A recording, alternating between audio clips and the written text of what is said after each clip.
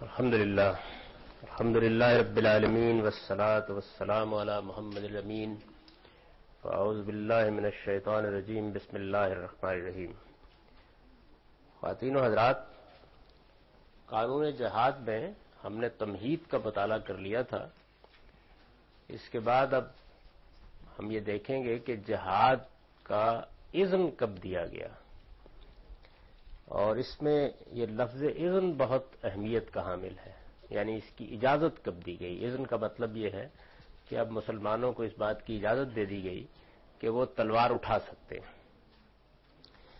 میں نے عرض کیا تھا کہ قرآن مجید کی سورہ حج 22 نمبر سورہ ہے یہ، اس کی 39-40 آیت ہے، جس میں پہلی مرتبہ مسلمانوں سے یہ کہا گیا کہ اذن للذین یقاتلون بانہم ظلموا وان اللہ علی نصرہم لقدیر الذین اخرجوا من دیارہم بغیر حق الا ان یقولوا ربنا اللہ۔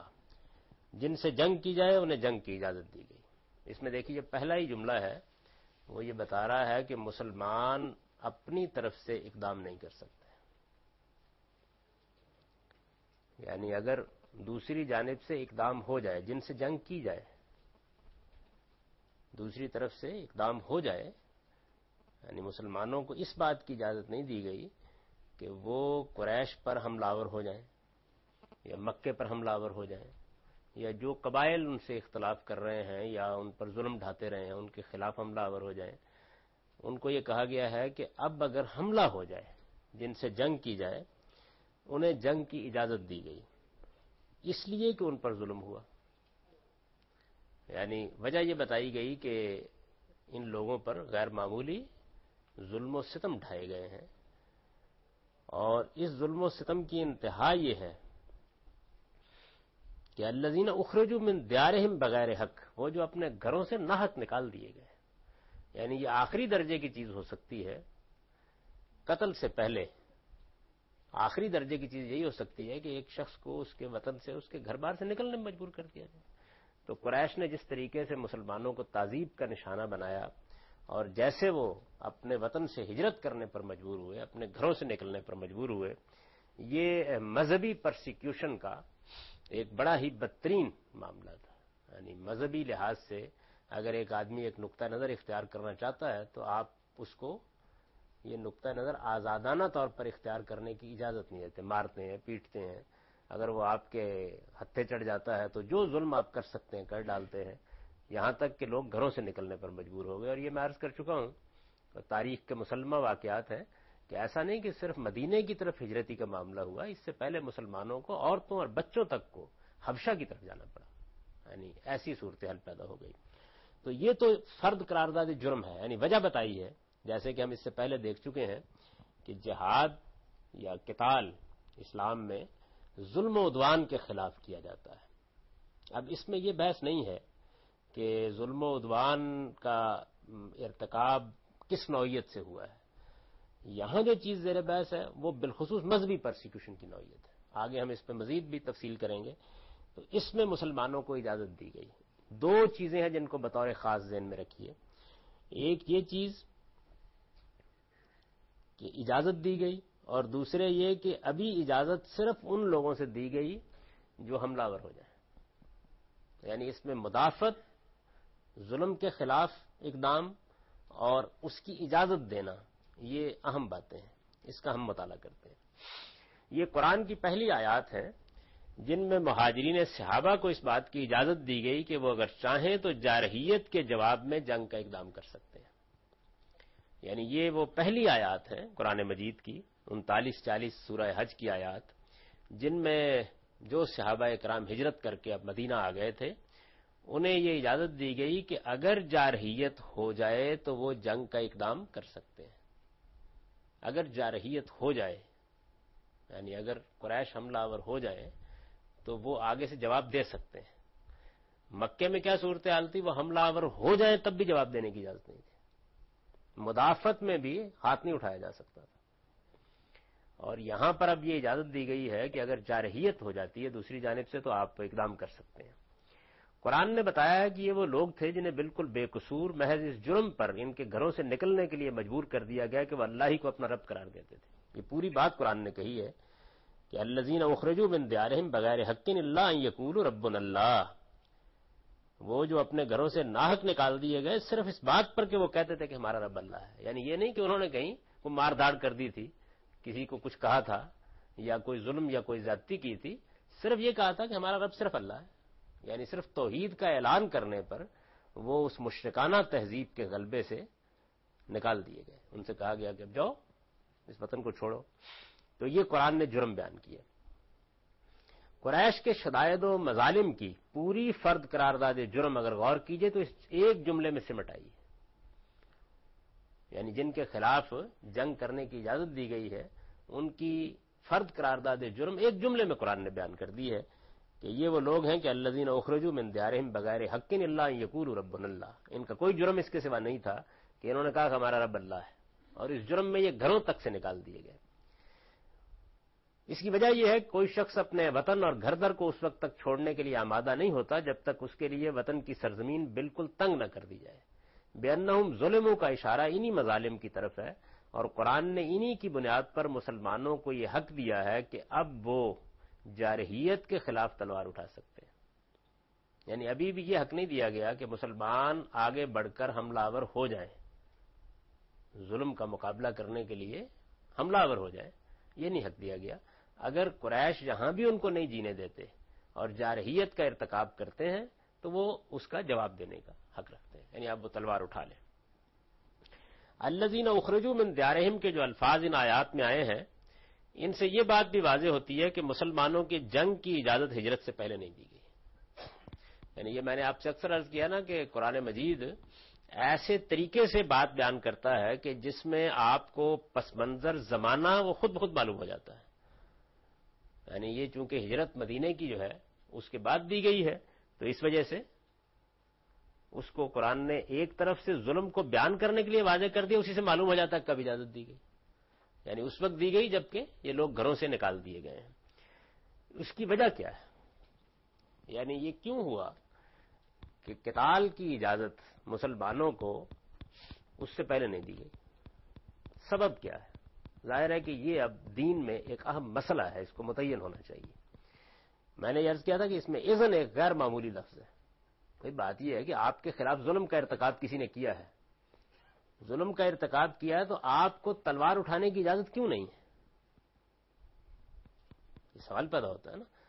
جہاد یا تلوار اٹھانا ایک طرف مذہبی تصورات کے لحاظ سے دیکھیے تو ایک نیکی کا کام ہے. یعنی اگر وہ کسی ظلم کے خلاف آپ اٹھا رہے ہیں ایک نیکی اور خیر کا کام ہے. مسلمان کہتے ہیں کہ جہاد کرنے کے لیے ہم اٹھے ہیں، یہ ایک بڑی فضیلت کا کام ہے، خدا نے موقع دیا ہے جنگ کرنے کا. تو سوال ہے کہ نیکی نماز پڑھنے کے لیے تو کسی اجازت کی ضرورت نہیں، روزہ رکھنے کے لیے کسی اجازت کی ضرورت نہیں، کسی کے لیے انفاق کرنے میں کسی اجازت کی ضرورت نہیں. اجازت کا لفظ کیوں استعمال کیا گیا؟ سبب کیا ہے؟ یعنی اجازت کا لفظ یہ بتاتا ہے کہ اس سے پہلے اجازت نہیں تھی، اور جب اجازت پہلے نہیں تھی تو کیوں نہیں تھی، اور اب دی گئی تو کیوں دی گئی. یعنی یہ وہ سب سے اہم سوال ہے جو پہلے لفظ سے دیکھیے قرآن نے بات کا اذن للذین یقاتلون، اجازت دی جا رہی ہے. تو سوال یہ ہے کہ پہلے اجازت کیوں نہیں تھی، اب اجازت کیوں دی گئی ہے؟ اس کا جواب ایک کوئی شخص یہ دے سکتا ہے کہ مسلمانوں کے پاس اس سے پہلے طاقت نہیں تھی جواب دینے کی. دے سکتا ہے نا یہ بات کہ مسلمان قوت نہیں رکھتے تھے. لیکن اگر آپ دین کو بہت اچھی طرح تفقع کے ساتھ سمجھتے ہیں تو قوت حکم دینے کے لیے وجہ بننی چاہیے، نہ کہ اجازت دینے کے لیے. اس لیے کہ آپ کے پاس اگر قوت نہیں ہے تو اللہ ذمہ داری نہیں ڈالے گا. یہ بات تو سمجھ میں آتی. آپ کو حکم دیا جا رہا ہے کہ آپ لڑیں اور آپ کے پاس قوت نہیں ہے تو یہ خلاف حکمت ہوا حکم. لیکن آپ کے پاس قوت نہیں ہے یا ہے، اس کا فیصلہ کرنے کے لیے دین سے اجازت دینے کی کیا ضرورت ہے؟ اجازت کے لیے تو یہ ضرورت نہیں ہونی چاہیے کسی حال میں بھی. میں اپنی بات واضح کر سکا ہوں. یعنی دین میں کسی چیز کے حکم کی نوعیت یہ نہیں ہوتی کہ آپ جو چیز چاہیں لے آئیں، کوئی اخلاق کی وجہ ہونی چاہیے نا. اللہ پابند کر رہا ہے تو کیوں کر رہا ہے؟ آپ کو وہ اجازت دے رہا ہے تو کیوں دے رہا ہے؟ اگر آپ کہتے ہیں کہ اس وقت، یعنی یہ پھر ایک موضوع ہے بحث کا، طاقت میں کیا فرق پڑا تھا. یعنی اس وقت بھی دیکھ لیجئے کہ اجازت جن کو دی گئی ہے وہ انصار نہیں ہے، ابھی صرف مہاجرین ہیں. اچھا یہ جتنی تعداد میں اس وقت موجود ہے ظاہر ہے وہی ہیں جو وہاں بھی مسلمان ہو چکے ہوئے تھے. یہ طاقت میں بھی کوئی فرق نہیں پڑا. لیکن فرض کیجئے کہ ایک آدمی روا روی میں یہ کہتا ہے کہ یہ طاقت کی بنیاد پر، یعنی ان کے پاس اتنے افراد نہیں تھے کہ ان کو اجازت دی جائے. بھئی افراد نہیں ہے تو یہ وہ جانے. دین تو افراد کا یا قوت کا مسئلہ اس وقت زیر چنانچہ آپ دیکھیں گے آگے کہ قوت کا مسئلہ اس وقت زیر بحث آیا جب اللہ تعالیٰ ذمہ داری ڈال رہے ہیں. آپ سے یہ کہا جاتا ہے آپ نماز پڑھیں، یہ حکم دیا گیا نا، تو اب یہ مسئلہ زیر بحث آئے گا کہ آپ مریض تو نہیں ہیں، آپ مسافر تو نہیں ہیں. نماز پڑھنے کی اجازت دینے کا سوال قوت سے کیوں متعلق ہے؟ یہ نہیں ہو سکتا. کوئی اخلاقی وجہ ہونی چاہیے روکنے کی، یعنی کوئی ایسا سبب ہونا چاہیے. اس لیے کہ یہ بات آپ بہت وضاحت سے پہلے سن چکے ہیں کہ دین اصلاً کس چیز کو موضوع بنائے گا، تطہیر اور تزکیے کو، یا جسم کی تطہیر اور تزکیے کو، یا خور و نوش کی تطہیر اور تزکیے کو، یا اخلاق کی تطہیر اور تزکیے کو. یعنی کوئی اخلاقی معنی ہونا چاہیے کہ جو اس کا باعث بنے. تو وہ اخلاقی معنی جو ہمارے اہل علم نے متعین کیا اور جس سے مجھے پورا اتفاق ہے اور میں نے اس کو بہت مدلل کر کے بیان کر دیا ہے، وہ یہ ہے کہ جب تک آپ کے پاس ایک باقاعدہ نظم حکومت نہیں ہے آپ کو ہتھیار اٹھانے کی اجازت نہیں دی جا سکتی. یعنی اگر باقاعدہ نظم حکومت کے بغیر ہتھیار اٹھائے جاتے ہیں تو یہ فساد بن جائے گی. یہ ہے قرآن مجید کا موقف اس معاملے میں. تو اذن کے لفظ کے اندر یہ ساری بات چھپی ہوئی ہے. اس کی ذرا تفصیل میں نے جو کیا اس کو دیکھ لیجئے، پھر اس پہ کچھ اور بحث کریں گے. الذین اخرجوا من دیارہم کے جو الفاظ ان آیات میں آئے ہیں، اس سے یہ بات بالکل واضح ہو جاتی ہے کہ مسلمانوں کو جنگ کی اجازت ہجرت سے پہلے نہیں دی گئی. اس کی وجہ یہ ہے کہ اقتدار کے بغیر قتال لازماً فساد بن جاتا ہے. قتال کا مطلب ہے لوگوں کی جان لینے کا آپ کو حق دیا جا رہا ہے. اس کے لیے اگر پیچھے کوئی اتھارٹی موجود نہیں ہے جو کنٹرول کر سکے، یعنی اتھارٹی جو ہے وہ بھی مسائل کا شکار ہو جاتی ہے، لیکن اگر اتھارٹی ہی موجود نہیں ہے تو پھر جنگل کا قانون ہو جائے گا. جس کا جی چاہے گا اٹھے گا اور وہ اٹھ کے جس کو جی چاہے گا ظالم قرار دے گا اور جو اقدام چاہے کر ڈالے گا. اور پھر ظاہر بات ہے کہ جب مختلف لوگ گروہوں کی شکل میں، جماعتوں کی شکل میں یہ کام کریں گے تو آپس میں بھی تلوار اٹھانے سے باز نہیں آئیں گے کسی حال میں. اس میں بعض لوگ یہ بحث اٹھاتے ہیں کہ جو موجودہ زمانے میں غیر روایتی جنگوں کی صورتیں پیدا ہو گئی ہیں، گوریلا وارفیئر کا طریقہ، ویتنام میں یہ معاملہ ہوا اور بعض جگہوں کے اوپر ہوا، اس میں بھی یہ بات بہت اچھی طرح سمجھ لیجئے کہ زیر بحث جنگ کرنے کا طریقہ نہیں ہے. سوال یہ ہے کہ جو لوگ یہ اقدام کرنے کے لیے جا رہے ہیں کس کے کنٹرول میں ہیں، ان کے اوپر اتھارٹی کس کی ہے. یعنی ہم اپنی فوج کے سپاہیوں کو کہیں بیچ سکتے ہیں، لیکن اس کا کوئی سوال نہیں ہے کہ یہ اتھارٹی افراد کے ہاتھ میں دے دی جائے یا فیصلہ کے اختیار ان کے ہاتھ میں دے دیا جائے. کس کے کنٹرول میں ہے؟ اگر وہ کسی کے کنٹرول میں نہیں ہے تو وہ صرف فساد پیدا کریں گے. چنانچہ موجودہ زمانے میں یہ ہماری تاریخ میں جو بنو امیہ کے زمانے میں قذاقی ہوئی ہے اور جو اندلس میں مسلمانوں نے بعض مزاحمت کی تحریکیں برپا کی تھی، ان کے بعد پہلی مرتبہ ہماری تاریخ میں یہ اب ہوا ہے اس زمانے میں کہ اس طرح کے غیر منظم گروہوں کو یہ حق دے دیا گیا کہ وہ اپنے آپ کو ہتھیاروں سے مسلح کریں اور جنگ کریں اس معاملے میں. یعنی جو جنگ کرنے کا طریقہ ہے قرآن مجید کے ہاں وہ زیر بحث نہیں ہے. جنگ آپ ایک باقاعدہ منظم فوج حملہ کر کے کرتی ہے، وہ گوریلا وارفیئر کے طریقے پر کرتے ہیں، کوئی غیر روایتی طریقہ اختیار کرتے ہیں، یہ الگ بحث ہے. اصل چیز یہ ہے کہ اتھارٹی کس کی، کس کے پاس ہیں وہ لوگ. وہ اتھارٹی اس پوزیشن میں ہے کہ وہ جرم کریں تو سزا دے سکے، اس پوزیشن میں ہے کہ وہ اگر غلط اقدام کر لیں تو ان کا محاسبہ کر سکے. اچھا وہ جب اس میدان میں نکلیں گے جنگ کرنے کے لیے تو ان کے اہل و عیال کی خبر گیری کرنے کے لیے کوئی اتھارٹی موجود ہے؟ جب واپس آئیں گے فارغ ہو کے تو ان کے معاملات دیکھنے کے لیے کوئی اتھارٹی موجود ہے؟ یعنی اقتدار کی جو طاقت ہے یہ در حقیقت یوں سمجھ لیجئے کہ ایک تلوار ہے جو آپ کے ہاتھ میں دے دی گئی ہے. اس کے پیچھے ایک مضبوط ہاتھ اور ارادہ ہونا چاہیے. تو وہ ارادہ اور مضبوط ہاتھ جو ہے وہ اقتدار ہے. یعنی ایک منظم حکومت، ایک باقاعدہ حکومت جب تک وہ نہیں قائم ہو جاتی، انبیاء علیہم السلام اپنے ساتھیوں کو بدترین ظلم کے مقابلے میں یہ کہتے ہیں کہ ہم تم سے جنت کا وعدہ کرتے ہیں. کبھی نہیں ہتھیار اٹھانے دیتے. چنانچہ آگے میں کچھ اس کے بعد پہلوؤں کو نمایاں کروں گا. اس کی وجہ یہ ہے کہ اقتدار کے بغیر قتال لازماً فساد بن جاتا ہے. میں یہ عرض کر رہا ہوں کہ یہ لفظ لازماً کو نگاہ میں رکھیے. انسانی تاریخ میں اس کی کوئی مثال نہیں ہے کہ اقتدار کے بغیر یہ کام کیا اگر فساد نہ بنا ہو.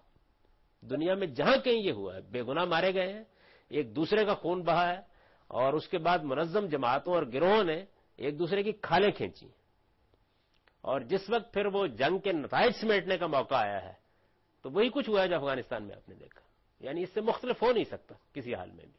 ایک دوسرے کو مارنا, ایک دوسرے سے چھیننے کی کوشش کرنا اور اس کی جگہ لینے کی کوشش کرنا, کیونکہ منظم گروہ جب اس طریقے سے وجود میں آ جائیں گے تو پھر انہیں کون روک سکتا ہے. وہ پہلے مرحلے میں جس کو دشمن قرار دیں گے اس سے لڑیں گے, دوسرے مرحلے میں اپنے آپ سے لڑیں گے. یہ ہو نہیں سکتا کسی طرح بھی. اس کی وجہ یہ ہے کہ اقتدار کے بغیر قتال لازماً فساد بن جاتا ہے. اس لیے انسانوں کی کسی جماعت کو اس کا حق اس وقت تک نہیں دیا جا سکتا جب تک وہ کسی خطہ ارض میں ایک باقاعدہ اور منظم حکومت کی صورت اختیار نہ کر لے. یعنی کسی خطہ ارض میں جب ان کی ایک باقاعدہ اور منظم حکومت قائم ہو جائے, اس کے بعد جنگ کرنے کے لیے فوج اسٹریٹجی کیا اپناتی ہے, حکمت عملی کیا اپناتی ہے. یعنی رسول اللہ صلی اللہ علیہ وسلم نے شب خون مارنے کے لیے بھی بھیجے ہیں دستے.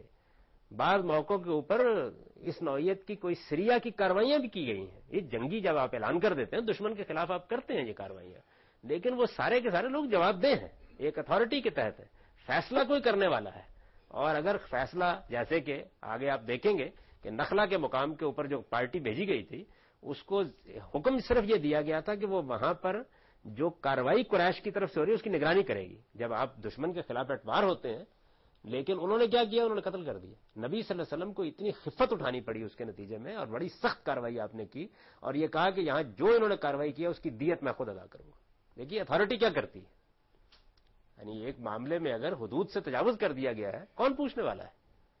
نخلا کے مقام کی مشہور کارروائی ہے, اس کی تفصیلات آپ سیرت میں پڑھیں گے.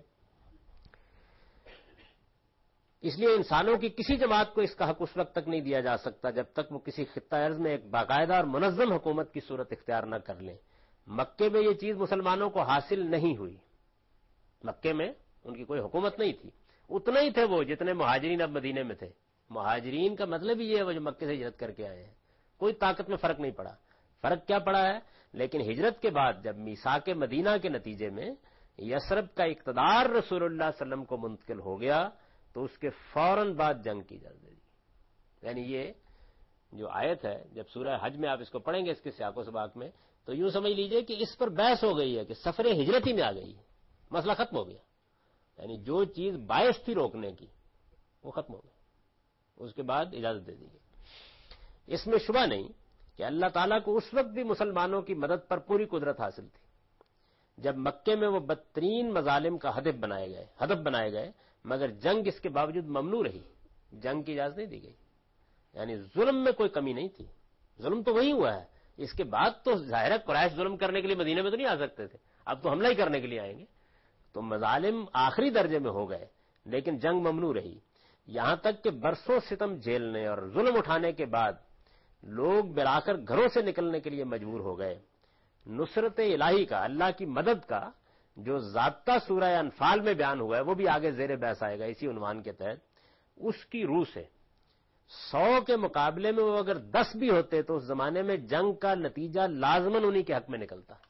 سورہ انفال میں اللہ تعالی نے بتایا ہے کہ بدر سے پہلے مسلمان جو ایمان لا چکے تھے, یعنی جو مکے سے حضور کے ساتھ ہجرت کر کے آئے, ان کے ایمان کی قوت اتنی غیر معمولی تھی کہ یہ فرمایا ہے کہ اگر تم 100 کے مقابلے میں 10 ہو گئے تو فتح پاؤ گے اور اللہ کی مدد تم کو حاصل ہوگی.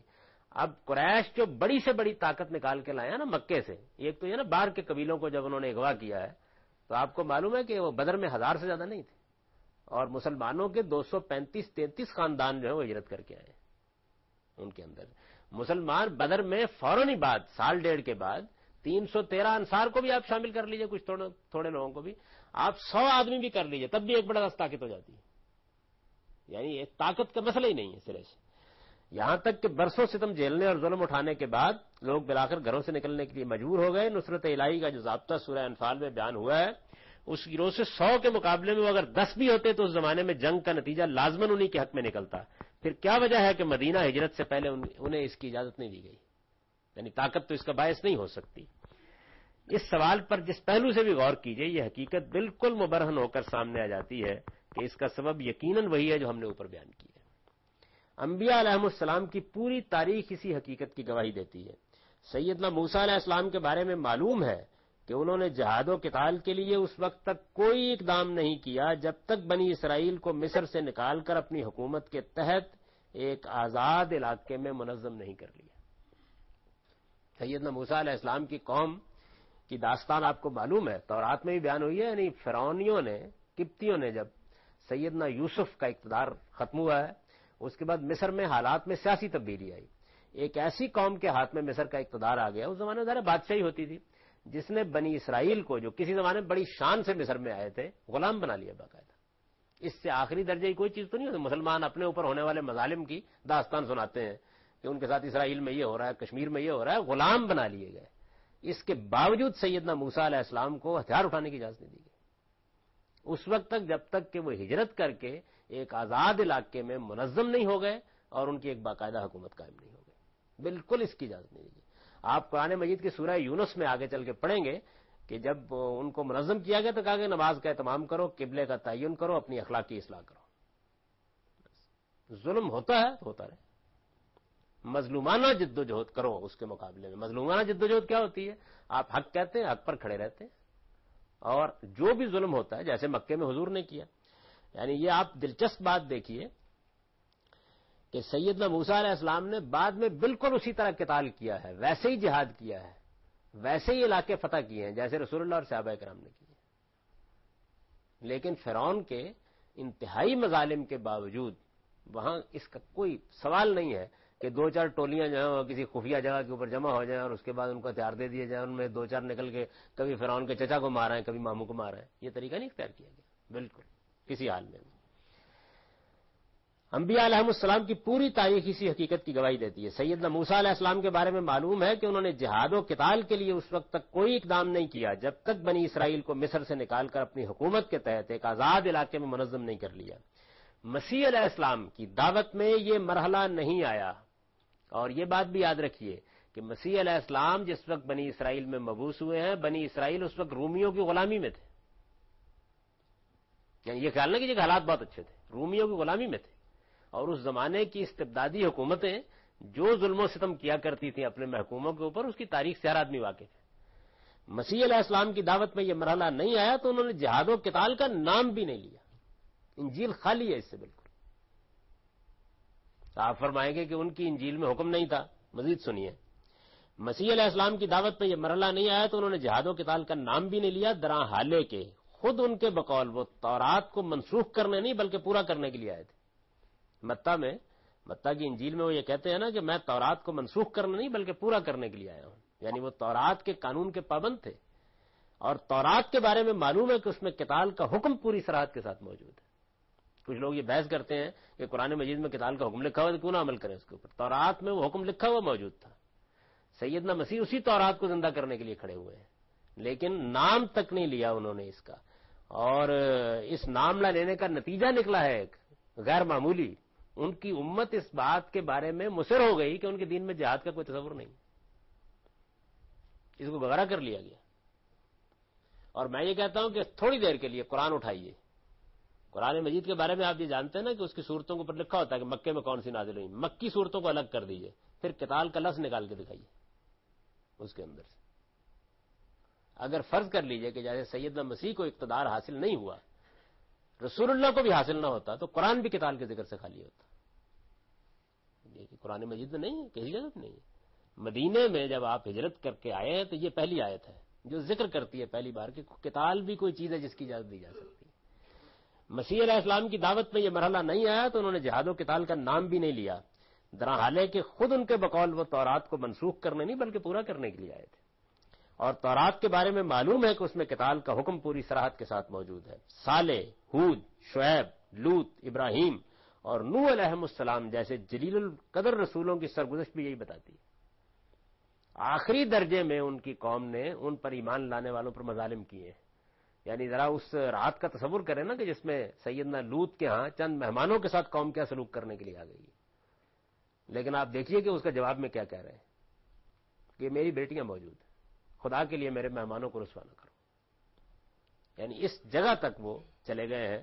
لیکن یہ نہیں انہوں نے کیا کہ اپنے چند ساتھیوں کو کہ اب بدن بول دو ان کے اوپر، اس لیے کہ اب ہم نے امریکہ کو جگہ جگہ رسوا کرنا ہے. صالح، ہود، شعیب، لوط، ابراہیم اور نوح علیہ السلام جیسے جلیل القدر رسولوں کی سرگزشت بھی یہی بتاتی ہے. قرآن مجید کی مکیات یعنی مکی صورتیں اسی بنا پر اس ذکر سے خالی ہے. رسول اللہ صلی اللہ علیہ وسلم کو مدینے میں اقتدار حاصل نہ ہوتا تو انجیل کی طرح قرآن میں بھی قتال کی کوئی آیت نہ ہوتی. یعنی آپ کو مدینے میں اقتدار حاصل نہ ہوتا تو مکی قرآن ہوتا نا جو نازل ہو گیا، وہ آپ کے پاس موجود ہے، اب بھی اس کو اٹھا کے دیکھ لیجئے. اس میں کہیں یعنی شائبہ بھی نہیں ہے، ذکر بھی نہیں ہے، لوگوں کو تیار کرنے کا بھی کوئی ذکر نہیں ہے، کچھ نہیں، بالکل خالی ہے قرآن مجید آخری درجے میں اس طرح کسی بھی ذکر سے. وہ آپ کو یہ بتائے گا کہ آپ کو عہد کی پابندی کرنی ہے، اخلاقی تطہیر کرنی ہے، نماز کا اہتمام کرنا ہے، خدا سے تعلق رکھنا ہے، یہ بتائے گا. توحید کے اوپر گفتگو کرے گا، ایمان کے مظاہر بتائے گا، اور جہاں کہیں ظلم ہو رہا ہے اس کے مقابلے میں صبر کی تلقین کرے گا. قتال کی جتنی آیتیں قرآن مجید میں پھر آئی ہیں وہ ابھی زیر بحث آ جائیں گی، ہر آیت زیر بحث، اندازہ ہو جائے گا کہ کل 10-15 آیتیں ہیں. لیکن قرآن مجید کی مکیات صبر کی تلقین سے بھری پڑی، یعنی قرآن مجید نے اس درجے میں صبر کی تلقین اور کہا ان اللہ مع الصابرین، مطمئن رہو، استقامت کے ساتھ کھڑے رہو. چنانچہ یہ بالکل قطعی ہے کہ مسلمان اپنی انفرادی حیثیت میں آیات قتال کے مخاطب ہی نہیں ہیں. قتال کی جو آیتیں ہیں قرآن میں، انفرادی حیثیت سے کوئی مسلمان ان آیتوں کا مخاطب نہیں ہے. جس طریقے سے قرآن کی یہ آیت کہ تم چور کے ہاتھ کاٹ دو، اس کے مخاطب میں اور آپ نہیں ہیں، مسلمانوں کی حکومت ہے. انفرادی حیثیت سے جس طرح اس آیت کے ہم مخاطب نہیں ہیں، اسی طرح قتال کی آیات کے مخاطب ہی نہیں. یہ حکم ہم کو دیا ہی نہیں گیا سرے سے. حدود و تعزیرات کی طرح ان آیات کے مخاطب بھی ان کے حکمران ہیں، اور اس معاملے میں کسی اقدام کا حق انہیں کو حاصل ہے. سورہ حج کی زیر بحث آیات میں اوزنا کا لفظ اسی حقیقت پر دلالت کرتا ہے. یہ جو ایک لفظ ہے اوزنا، یہ بتا رہا ہے کہ اذن کب ملے گا. یعنی جہاد کے معاملے میں یا قتال کے معاملے میں یہ کہ وہ فرض کب ہوتا، ہمارے ہاں تو ایسے فوراً فرض ہو جاتا ہے. فرض ہونا تو ایک الگ رہا، اس کا اذن خدا کب دیتا ہے یہ زیر بحث ہے قرآن میں. اجازت کب ملتی ہے آپ کو، پہلے یہ پوچھیے اللہ تعالیٰ سے کہ اس کی اجازت کب ہوتی ہے کہ ہم تلوار اٹھا لیں. فرض تو بعد میں ہوگا کہیں جا کے. اوزنا کا لفظ اسی حقیقت پر دلالت کرتا ہے. اس کے معنی یہ ہے کہ قتال سے متعلق پہلا مسئلہ جواز و عدم جواز کا ہے. بحث ہوگی اس کے بعد کے اوپر کہ خدا اجازت دیتا ہے یا نہیں دیتا، کب دیتا ہے، کن حالات میں دیتا ہے، کن شرائط کے ساتھ دیتا ہے. اللہ تعالیٰ نے قریش کی طرف سے ظلم و عدوان کے باوجود زمانہ رسالت میں سیاسی اقتدار کی جس شرط کے پورا ہو جانے کے بعد مسلمانوں کو اس کی اجازت دی، اس کے بغیر یہ اب بھی کسی مسلمان کے لیے جائز نہیں ہو سکتا. یعنی اگر کسی مسلمان کے پاس سیاسی اقتدار نہیں ہے تو وہ کتنا ہی نیک کیوں نہ ہو، کتنا ہی ولی اللہ کیوں نہ ہو، اور کتنا ہی اس کا ایمان قابل رشک. میں نے اسامہ بن لادن کے زمانے میں جس وقت انہوں نے اقدام کیا یہی کہا تھا کہ مجھے اس کے ایمان پر رشک اور عقل پر ترس آتا ہے، کتنا ہی کیوں نہ ہو. لیکن یہ کہ اس کے لیے جائز نہیں ہے کہ وہ تلوار اٹھا لے. نبی صلی اللہ علیہ وسلم نے اسی بنا پر فرمایا ہے انما الامام جنہ یقاتل من ورائہ ویتق بہ. مسلمانوں کا حکمران ان کی سپر ہے، قتال اسی کے پیچھے رہ کر کیا جاتا ہے، اور لوگ اپنے لیے اسی کی آڑ پکڑتے ہیں. یعنی حضور نے قرآن کے اسی پہلو کو واضح کیا ہے. یہ بخاری کی حدیث ہے، اور اس میں حضور نے یہ فرمایا ہے کہ کوئی شخص جو ہے وہ امام کی پشت پناہی، مسلمانوں کے حکمران کی پشت پناہی کے بغیر قتال نہیں کر سکتا. فقہا کا موقف بھی اس معاملے میں یہی ہے. میں نے یہ بات کیونکہ پچھلے 20 سال میں مسلسل کہی ہے، اور بدقسمتی سے اس معاملے میں ہمارے علماء کی زبان پر تالا لگا رہا، اور وہ حالات کی رو میں بہہ گئے، اور انہوں نے محسوس نہیں کیا کہ اس کے نتیجے میں امت کو کیا نقصان پہنچا ہے، دین کو کیا پہنچا ہے، ملک کو کیا نقصان پہنچا ہے. اس کا اندازہ نہیں کیا انہوں نے. لیکن یہ بات کہ یہ کوئی نئی بات تھی، فقہا کا موقف بھی اس معاملے میں یہی ہے. ہمارے تمام فقہا اس پر متفق ہیں. فقہ السنہ میں ہے النوع الثالث من الفروض الکفائیہ ما یشترط فیہ الحاکم مثل الجہاد و اقامت الحدود فإن هذه من حق الحاکم وحدہ وليس لأي فرد ان یقیم الحد علی غیرہ. کفایہ فرائض کی تیسری قسم وہ ہے جس میں حکمران کا ہونا لازم ہے، جیسے جہاد اور اقامت حدود. یعنی جس طرح سے کسی شخص کو آپ سزا نہیں دے سکتے، آپ قرآن کھولیں اور کہیں قرآن میں لکھا ہوا ہے چور کے ہاتھ کاٹ دو، اور اس کے بعد آپ کے ملازم نے چوری کر دی، ثابت ہو گیا، مال پکڑا گیا، آپ ہاتھ کاٹ کے فارغ ہو جائیں.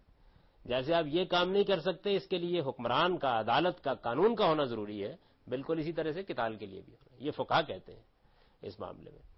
کفایہ فرائض کی تیسری قسم وہ ہے جس میں حکمران کا ہونا لازم ہے، جیسے جہاد اور اقامت حدود، اس لیے کہ اس کا حق تنہا حکمران کو حاصل ہے.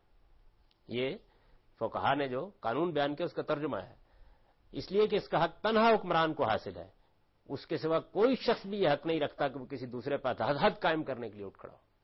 جیسے سزا دینے کے لیے آپ کے سامنے جرم ہو گیا ہے، گواہ بھی موجود ہے، سزا دے سکتے ہیں، تو جیسے یہ کام نہیں کر سکتے اسی طرح آپ قتال بھی نہیں کر سکتے.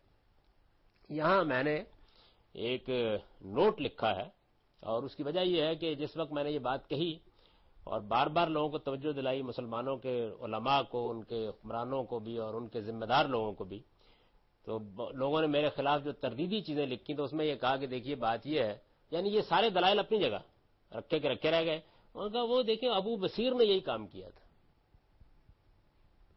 یہ واقعہ معلوم ہے نا آپ لوگوں کو، یعنی جس وقت صلح حدیبیہ ہوئی ہے تو صلح حدیبیہ میں قریش کے ساتھ رسول اللہ صلی اللہ علیہ وسلم نے جو معاہدہ کیا تھا اس میں یہ شرط لکھی ہوئی تھی کہ اگر کوئی مسلمان مکے سے مدینہ آئے گا تو ہم واپس کر دیں گے اسے، اور اگر کوئی مدینہ سے واپس جائے گا یعنی مسلمان مکہ جانا چاہے تو قریش اس کو واپس کرنے کے پابند. یہی وہ اصل میں شرط تھی جس پر صحابہ کرام بہت زیادہ کبیدہ خاطر ہوئے تھے، اور لوگوں کے اوپر بڑا برا اثر تھا اس کا کہ ہم کیوں دب کر یہ معاملہ کر رہے ہیں. تو حضور نے فرمایا تھا کہ جو لوگ مسلمان ہو گئے ہیں خدا ان کے لیے رستہ نکالے گا، اور جو ہمارے ہاں سے مسلمان واپس مکہ جاتا ہے ہمیں اس کی ضرورت ہی نہیں ہے. تو یہ ابو بصیر جو ہیں یہ اس وقت ایمان لا چکے تھے اور بیڑیوں میں تھے. ابو جندل کا واقعہ بھی آپ نے پڑھا ہوگا. تو یہ لوگ جو تھے جب حضور نے ان کو کہا کہ نہیں میں معاہدہ کر چکا ہوں، میں اس کی خلاف ورزی نہیں کر سکتا، یعنی مسلمانوں کی حالت یہ تھی کہ جب حضور نے یہ فیصلہ کیا ہے کہ نہیں میں معاہدہ کر چکا ہوں، میں اس کی خلاف ورزی نہیں کر سکتا، تو نبی صلی اللہ علیہ وسلم نے اس کے بعد کہا کہ قربانی کے لیے لوگ اٹھ کھڑے ہیں، تو کوئی ایک بندہ نہیں اٹھا. یعنی حضور نے جا کے گھر میں یہ بات کی کہ حد ہو گئی. تو ام المومنین نے کہا کہ نہیں لوگ اس میں خلاف ورزی نہیں کرنا چاہتے آپ کے حکام کی. اتنی ان کے اوپر شدید ڈپریشن کی کیفیت ہے کہ وہ سن ہی نہیں رہے اس وقت. آپ اٹھیے اور قربانی کیجئے، لوگ فوراً کرنے لگ جائیں گے اس معاملے. ایک سیدنا ابوبکر صدیق ہے کہ جن کے پاس حضرت عمر نے بھی جا کے ان کو کہا. رسول اللہ حضرت عمر کہتے ہیں کہ میں نے حضور کا کندھا جوڑ کر آپ خدا کے رسول نہیں ہیں، اور ساری زندگی بعد میں پچھتاتے رہے کہ یہ میں نے کیا کام کر. اس طرح کی صورتحال تھی، اس کے باوجود نبی صلی اللہ علیہ وسلم نے واپس نہیں دیا اس کو، ابو بصیر کو. تو اب ابو بصیر نے یہ کیا کہ اس نے کہا جی ٹھیک ہے آپ مجھے واپس نہیں لیتے، میں اب نمٹ لوں گا ان کے ساتھ. تو اس نے جا کے جو ساحلی علاقے میں ایک جگہ تھی وہاں پر اس نے ایک غار میں ڈیرا ڈال لیا. اب قریش کے جو قافلے آتے ہیں ان کی لوٹ مار وہ کرنے تنگ کرتے ہیں ان کو. یہ جو واقعہ ہے وہ یہ کہتے ہیں کہ جب ابو بصیر نے یہ کام کیا ہے تو ظاہر بات ہے کہ اب ابو بصیر تو بڑے ہی غیر معمولی مسلمان ہیں. تو اس پر میں نے یہ نوٹ لکھا ہے. اس زمانے میں بعض لوگ اس کی تردید میں صلح حدیبیہ کے بعد قریش کے خلاف ابو بصیر رضی اللہ عنہ کی غارت گری سے استدلال کرنا چاہتے ہیں. یہ محض علم و نظر کا افلاس ہے. قرآن مجید نے سورہ انفال کی آیت 72 میں پوری صراحت کے ساتھ فرمایا ہے کہ جو لوگ ہجرت کر کے مدینہ منتقل نہیں ہو سکے ان کے کسی معاملے کی کوئی ذمہ داری رسول اللہ صلی اللہ علیہ وسلم اور ریاست مدینہ کے مسلمانوں پر عائد نہیں ہوتی. خاص یہ آیت اسی موضوع سے متعلق آئی تھی کہ کل کو ان کے اقدامات کی ذمہ داری مسلمانوں پر ڈال دی. یعنی یہ اعلان قرآن نے سورہ انفال میں کر دیا. اور بخاری کی روایت کے مطابق خود حضور نے ابو بصیر کے ان اقدامات پر یہ تبصرہ فرمایا ہے. جب حضور کو اطلاع ملی نا کہ اس طرح غارت گری کر رہا ہے تو ظاہر ہے کہ حضور نے تو قبول نہیں کیا تھا، کیا بھی کچھ نہیں سکتے تھے، اور حکومت کی گرفت میں بھی نہیں تھا باہر. تو جب یہ اقدامات کی آپ کو اطلاع ملی تو آپ نے جو تبصرہ کیا بخاری نقل کے ویل امی مصر ہر بن لو کان لہ احد، اس کی ماں پر آفت آئے، اسے کچھ ساتھی مل گئے تو جنگ کی آگ بڑکا کے رہے گا. اس سے اندازہ کیا جا سکتا ہے کہ ان اقدامات کے بارے میں آپ کی رائے کیا تھی. تو اس وجہ سے میں نے اس پہ تبصرہ یہ کیا تھا، اسی لیے کہ یہ محض علم و نظر کا افلاس ہے کہ اگر پورے دین کے ذخیرے میں نہ تورات ملی، نہ انجیل ملی، نہ قرآن ملا، نہ پیغمبر ملے، نہ ان کی کوئی ہدایت ملے تو ایک ابو بصیر کی غارت گری ملی. استدلال کرنے کے لیے. یہی ایک چیز رہ گئی تھی باقی، جس کے بل بوتے کے اوپر یہ سارا جہاد ہوا ہے افغانستان اور کشمیر میں، جو کچھ بھی کیا ہم نے، اور اس کے نتیجے میں امت مسلمہ کو اس گہرے گڑھے میں گرا دیا جا کے جس سے اب آپ برسوں نہیں نکال سکیں گے. یعنی جس جگہ پر پہنچا دیا گیا ہے اس کا اندازہ نہیں کیا جا سکتا. تو یہ اس معاملے میں پہلی بات ہے جہاد کے بارے میں، کہ جہاد میں مسئلہ یہ نہیں ہے کہ آپ نیکی کا کام ہے آؤ جہاد کریں. پہلا مسئلہ یہ خدا کا اذن ہے، آپ کو تلوار اٹھانی ہے، مارنا ہے آدمی کو، جنگ کرنی ہے. اور یہ جانتے ہیں کہ انسان کے خلاف، انسانی جان کے خلاف اقدام کرنے کے معاملے میں قرآن مجید نے کیا کہا ہے؟ قرآن مجید نے یہ کہا ہے کہ انہ من قتل نفسا بغیر نفس فساد فی الارض فکانما قتل الناس جمیعا. جس نے کسی انسان کو قتل کر دیا. اب اس میں دو استثناء بیان کیے ہیں، اور یہی وجہ ہے کہ میں یہ کہتا ہوں کہ مسلمانوں کی کوئی حکومت جو قرآن کو مانتی ہے وہ ان دو جرائم کے علاوہ کیپٹل پنشمنٹ نہیں دے سکتی. ایک من قتل نفسن بغیر نفسن، یعنی کسی نے دوسرے کو قتل کر دیا، وہ خود قاتل ہے اور اب ایک مجرم کی حیثیت سے ظاہر ہے قصاص میں اس کو قتل کیا جا سکتا ہے. دوسرا کیا ہو فساد فی الارض، یا وہ دوسروں کی جان مال آبرو کے درپے ہو گیا، یعنی اس نے لا لیسنس شروع کر دی ہے، اس نے قانون کو خود اپنے ہاتھوں میں لے لیا ہے. وہ قانون کی گرفت میں آنے کے لیے تیار نہیں ہے، لوگوں کو مارتا ہے اور مارنے کے لیے اقدامات کر رہا ہے. تو یہ دو جرائم ہیں جن میں قرآن مجید نے کہا ہے کہ حکومت بھی اسی میں کسی کو قتل کی سزا دے سکتی ہے. تو اس کا تعلق، اور یہ بات بھی یاد رکھیے کہ یہاں مسلمان نہیں ہے زیر بحث، من قتل نفسن، انسانی جان نہیں لی جا سکتی اس کے علاوہ. تو انسانی جان لینے کا آپ کو حق دینا ہے اللہ تعالیٰ نے. تو یہ ثواب جو کمانے کے لیے آپ جا رہے ہیں اس سے پہلے پوچھ لیں وہ کب حق دیتا ہے، یعنی وہ کون سا موقع ہے کہ جس پر اللہ تعالیٰ کہتے ہیں کہ اب تم یہ کام کر سکتے ہو. تو اس لیے میں نے یہ عنوان قائم کیا جہاد کا اذن. یعنی ہمارے ہاں جہاد فرض ہوتا ہے ہمیشہ، اس سے نیچے کوئی بات ہی نہیں ہوتی. اس میں پہلا مسئلہ یہ ہے کہ آپ کو اس کا حق کب حاصل ہوتا ہے. اس لیے پہلی بات قرآن مجید نے یہ کہی. اب اس کے بعد یہ تو سورہ حج تھی، اور سیاق و سباق سے بالکل واضح ہے کہ ہجرت کے فوراً بعد یہ مسلمانوں کو اجازت دے دی گئی تھی. اس بات کی اقتدار قائم ہو گیا، نبی صلی اللہ علیہ وسلم کی حکومت قائم ہو گئی. میثاق مدینہ لکھا گیا، اس میں باقاعدہ یہ مان لیا گیا کہ رسول اللہ صلی اللہ علیہ وسلم اب مکے میں، مدینے میں فائنل اتھارٹی، یعنی آپ کے احکام مانے جائیں گے. اب اس کا اقرار اوس نے بھی کر لیا، خزرج نے بھی کر لیا، باقاعدہ ایک حکومت قائم ہو گئی. تو اب اجازت دے دی گئی، اجازت، حکم دیا گیا ہے اس کا. پھر یعنی اب اللہ تعالیٰ کی طرف سے کہا گیا کہ یہ اقدام کرنا ہے. وہ سورہ بقرہ میں بیان ہوا ہے، اور یہ سورہ بقرہ کی 190 194 آیات ہیں. ابھی ہم سورہ بقرہ کا مطالعہ کر رہے ہیں تو اس میں یہ آیات بھی آئیں گی. یہاں ان آیات کو میں نے نکالا ہے، ان آیات کو دیکھ لیجئے. یہ بڑا کمال کا مقام ہے، اور اصل میں قرآن مجید میں جو جہاد کا حکم ہے اپنے تمام اطلاقات کے ساتھ اس میں زیر بحث آ گیا. باقی پورا قرآن جو کچھ ہے وہ انہی آیات کی شرح و وضاحت ہے. اصل حکم یہی ہے. تو اگر آپ غور کریں تو دو آیتیں ہیں. ایک سورہ حج کی جو کہتی ہے اذن دیا جا رہا ہے اب، اور اس کی شرائط بیان کرتی ہے. دوسری سورہ بقرہ کی یہ آیات 190 سے 194 تک جو حکم بیان کرتی ہیں، اور جو کچھ صحابہ نے اور رسول اللہ نے کیا اس کو آخری درجے میں بیان کر دیتی ہیں. یعنی گویا مسلمانوں کی حکومت جب مستحکم ہو گئی، بقرہ کا زمانہ نزول جو ہے وہ خود بقرہ ہی سے متعین ہو جاتا ہے کہ 2-3 ہجری ہے. تو جب یہ سارا معاملہ ہو گیا ہے تو اب اللہ تعالیٰ نے اس معاملے میں گویا جتنا کچھ بھی کرانا ہے وہ سب بتا دیا ایک ہی جگہ کے اوپر، باقی سب تفصیلات ہیں. اب اس کے الفاظ یہ ہیں وَقَاتِلُوا فِي سَبِيلِ اللَّهِ الَّذِينَ يُقَاتِلُونَكُمْ وَلَا تَعْتَدُوا إِنَّ اللَّهَ لَا يُحِبُّ الْمُعْتَدِينَ وَاقْتُلُوهُمْ حَيْثُ ثَقِفْتُمُوهُمْ وَأَخْرِجُوهُمْ مِنْ حَيْثُ أَخْرَجُوكُمْ وَالْفِتْنَةُ أَشَدُّ مِنَ الْقَتْلِ وَلَا تُقَاتِلُوهُمْ عِندَ الْمَسْجِدِ الْحَرَامِ حَتَّى يُقَاتِلُوكُمْ فِيهِ فَإِنْ قَاتَلُوكُمْ فَاقْتُلُوهُمْ كَذَلِكَ جَزَاءُ الْكَافِرِينَ فَإِنِ انتهوا فَإِنَّ اللَّهَ غَفُورٌ رَحِيمٌ وَقَاتِلُوهُمْ حَتَّى لَا تَكُونَ فِتْنَةٌ وَيَكُونَ الدِّينُ لِلَّهِ فَإِنِ انتهوا فَلَا عُدْوَانَ إِلَّا عَلَى الظَّالِمِينَ الشهر الحرام بالشهر الحرام والحرمات قصاص فمن اعتدى عليكم فاعتدوا إليه بمثل ما اعتدى عليكم واتقوا الله واعلموا ان الله مع المتقين. اس کا ترجمہ سن لیجئے. اور اللہ کی راہ میں ان لوگوں سے لڑو جو تم سے لڑے، اور اس میں کوئی زیادتی نہ کرو. یہ ذہن میں رکھیے کہ یہاں بھی ابھی ابتدا جہاں سے کیا وہ یہ ہے کہ اللہ کی راہ میں ان لوگوں سے لڑو جو تم سے لڑے، یعنی وہ جو وہاں صورتحال ہے یہاں بھی حکم دیتے وقت اب یہی صورتحال ہے. آگے البتہ اللہ تعالیٰ اس کو ایکسٹینڈ کر رہے ہیں، وہ آپ دیکھیں کیسے کرتے ہیں. اور اللہ کی راہ میں ان لوگوں سے لڑو جو تم سے لڑے، اور اس میں کوئی زیادتی نہ کرو. بے شک اللہ زیادتی کرنے والوں کو پسند نہیں کرتا.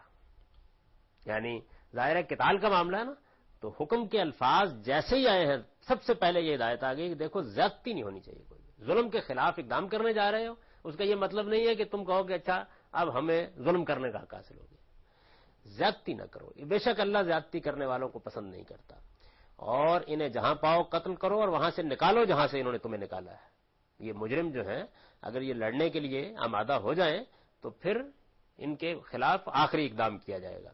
اور یاد رکھو کہ فتنہ قتل سے زیادہ بری چیز ہے.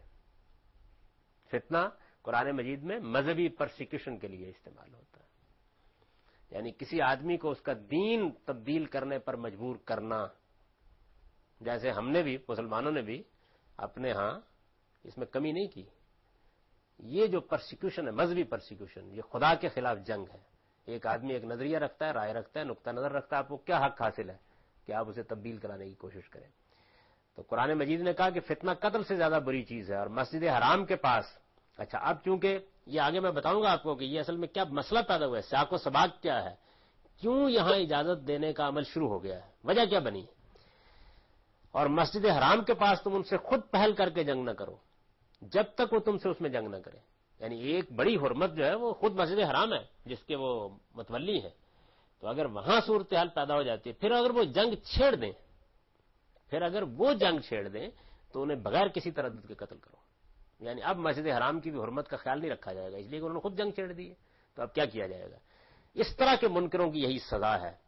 لیکن وہ اگر اپنے اس انکار سے باز آ جائیں، اب یہ قریش کو گویا دعوت دی ہے تو اللہ بخشنے والا مہربان ہے.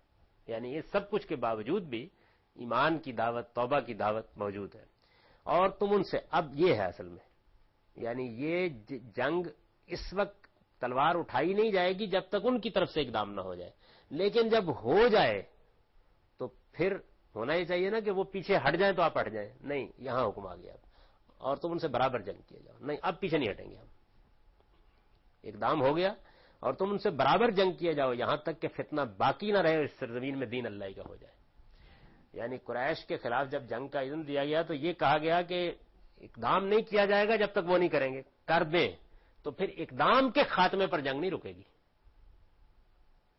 یعنی یہ جو حکم ہے، اس حکم میں جو اصل چیز ہے قابل غور جس کو ہم آگے دیکھیں گے وہ یہ ہے کہ ہونا چاہیے نا یہ کہ وہ جنگ کریں تو تم ان کے خلاف جنگ کرو یہاں تک کہ جنگ ختم ہو جائے یا وہ ہتھیار ڈال دیں.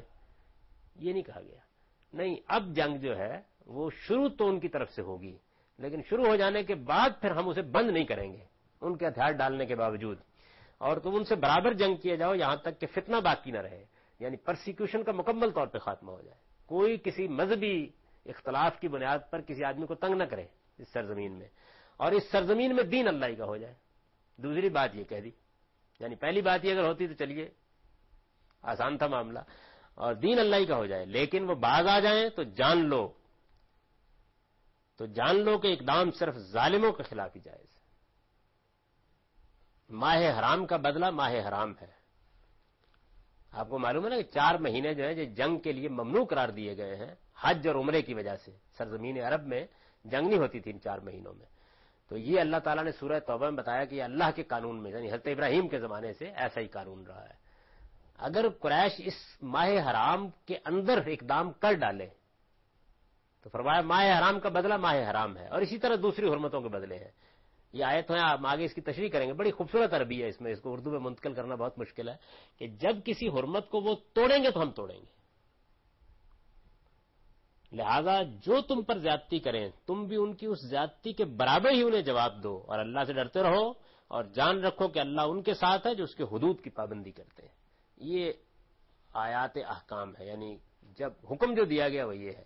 تو میں نے آپ سے عرض کیا کہ باقی جو کچھ قرآن مجید میں ہے قتال کے معاملے میں وہ ان دونوں آیات کی شرح و وضاحت ہے بس، اور کچھ نہیں.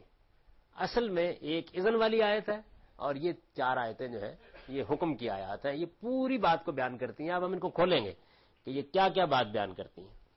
سورہ حج میں قتال کی اجازت کے بعد، وہ تو ہم پڑھ چکے نا، وہاں اجازت دی گئی تھی. سورہ حج میں قتال کی اجازت کے بعد اس کا حکم، یعنی ایک ہے اجازت ایک ہے اللہ کی طرف سے ذمہ داری ڈال دی گئی. اس کا حکم قرآن میں اصلاً انہی آیات میں بیان ہوا ہے. ان کے علاوہ قتال کا ذکر قرآن میں جہاں بھی آیا ہے ان آیات کی تفصیل، تاکید اور ان کے حکم پر عمل کے نتیجے میں پیدا ہونے والے بعض مسائل کی وضاحت ہی کے لیے ہے.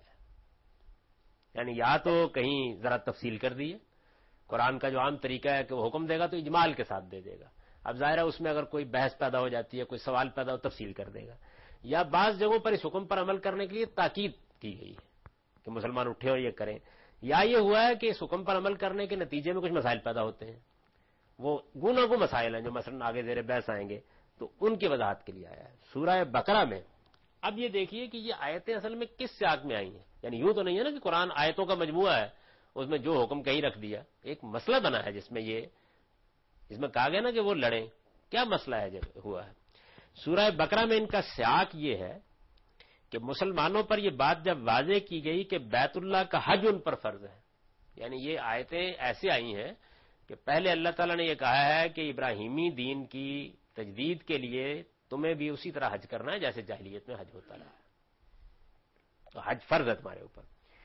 بیت اللہ کا حج ان پر فرض ہے اور دین ابراہیمی کے اصلی وارث ہونے کے باعث کی حیثیت سے یہ انہی کا حق بھی ہے کہ وہ سیدنا ابراہیم علیہ السلام کی بنائی ہوئی اس مسجد کی طرف حج کی عبادت کے لیے سفر کریں. یعنی ابراہیم علیہ السلام کی مسجد مکے میں ہے، اس کا حج ایک فرض عبادت ہے. مسلمانوں کو اس کے احکام سورہ بقرہ میں دیے گئے ہیں. حج کے یہ مضمون یہاں شروع ہوا ہے. حج کے احکام دیے گئے، مسلمانوں سے کہا گیا ہے کہ تم ابراہیم کے دین کے اصل وارث ہو، اس لیے تم زیادہ اس کا حق رکھتے ہو کہ مسجد حرام میں جاؤ اور حج کرو.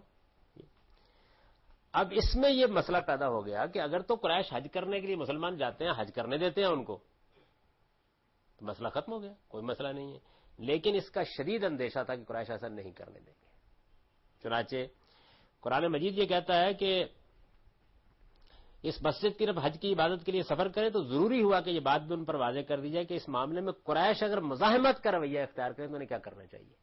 یعنی اب یہ سوال پیدا ہوا کہ حج کرنے کے لیے مسلمان جائیں گے، احرام باندھے ہوئے ہوں گے، قربانی کے جانور ساتھ لیے ہوئے ہوں گے، اگر قریش نے حج کرنے سے روک دیا تو کیا کرنا ہے. قرآن نے بتایا کہ اس صورت میں اللہ کا حکم یہ ہے کہ وہ تلوار سے اس مزاحمت کا خاتمہ کر دیں. یعنی اب یہ حکم ہے کہ حج کرنا ہوگا، اگر روکتے ہیں قریش، رکاوٹ ڈالتے ہیں، نہیں جانے دیتے حرم میں، تو پھر تلوار کی طاقت سے مزاحمت کا خاتمہ کر دیا جائے گا. آیات کا سیاق یہی ہے. یعنی اصل میں یہ کہا گیا نا کہ اگر وہ تم سے لڑیں تو یہ اصل میں حج کے قافلوں کو روکنے کے لیے جو وہ اقدام کریں گے اس کا ذکر ہے. آیات کا سیاق یہی ہے. لیکن قرآن نے بات یہاں ختم نہیں کی. یعنی مسئلہ تو یہاں سے پیدا ہوا ہے کہ اب تم پر حج فرض ہے، تم دین ابراہیمی کے وارث ہو، تم کو جا کے حج کرنا ہے، اور یہ ایک ایسی عبادت ہے کہ جس عبادت ہی کو زندہ کرنے کے لیے یہ دین ہے، تو تم یہ کام کرو گے، جاؤ گے. مسلمانوں کو جب اس کا حکم دیا گیا تو یہ سوال پیدا ہوا کہ مزاحمت ہو تو پھر کیا کریں. حرم بھی ہوگا، احرام بھی باندھا ہوا ہوگا، احرام میں آپ جانور کو بھی نہیں مار سکتے، احرام باندھا ہوا، حرام مہینے بھی ہوں گے. یعنی یہ سارے مسئلے نا، حرام مہینے ہو گئے جن میں جنگ ممنوع ہے، حرم کا علاقہ ہوگا جس میں کسی درخت کی پتی بھی نہیں توڑی جا سکتی. اگر اس ساری صورتحال میں قریش حرم میں داخل ہونے سے روکتے ہیں، تو روکتے تو رہے تھے نا ایک زمانے میں، وہ مزاحمت نہ کرنے کا زمانہ تھا. پھر یہ کہا گیا کہ اگر وہ حملہ آور ہو کر آ جائیں تو تب تم اقدام کر سکتے ہو. اب یہ ہے کہ اگر حج کرنے جاتے ہو تو مزاحمت کرتے ہیں تو پھر کیا کیا جائے گا. تو قرآن مجید نے کہا کہ پھر تلوار اٹھا لی جائے گی، مزاحمت کا خاتمہ کرو. پھر یہ حکم دیا گیا. اب یہاں یہ اذن نہیں ہے، یہ حکم دیا گیا مسلمانوں کو کہ اس مزاحمت کا خاتمہ کر دیا جائے گا اگر قریش ایسا کرتے ہیں. لیکن قرآن نے بات یہاں ختم نہیں کی. یعنی اتنا نہیں کیا کہ مزاحمت کا خاتمہ ہو جائے تو بس ٹھیک ہے، حج کا راستہ کھل جائے تو ٹھیک ہے، یہ نہیں کیا. اس نے اس کے ساتھ آئندہ جنگ کی ذمہ داری، اس کا جذبہ محرکہ اور اس کے اخلاقی حدود، بلکہ اگر غور کیجئے تو اس میں اقدام کی غایت یعنی اقدام کہاں تک کرنا ہے بھی اس طرح بیان کر دی ہے کہ قتال کی وہ دونوں صورتیں جن کا ذکر ہم نے تمہید میں کیا ہے بالکل متعین ہو کر سامنے آ جاتی ہیں. قتال کی وہ دو صورتیں جو تمہید میں بیان ہوئی ہیں، ایک صورت ہے فتنے کے خلاف، ظلم کے خلاف، اور دوسری ہے منکرین حق کے خلاف اتمام حجت کے بعد. تو یہ دونوں صورتیں یہاں دیکھیے کیسے زیر بحث آئی ہیں. پہلی صورت کو بیان کیا حتی لا تکون فتنہ، دوسری کو بیان کیا وہ یکون الدین للہ. یہ دونوں صورتیں بیان کر دی ہیں. تو ان دونوں صورتوں کو ہم بالکل متعین کر کے اب ان کے مباحث کی تفصیل کریں گے، ایک ایک چیز، یعنی اس آیت میں کیا کیا بیان کیا. تو پہلا عنوان جو ہے وہ انشاءاللہ اگلی نشست میں زیر بحث آئے گا کہ اس میں جو ذمہ داری ڈالی گئی، حکم دیا گیا نا، اب سوال پیدا ہوتا ہے کہ ذمہ داری ڈالی گئی ہے تو اس کی حدود کیا ہے، تو اس کی نوعیت قرآن نے دوسری جگہوں پر کیا واضح کی ہے. واخر دعوانا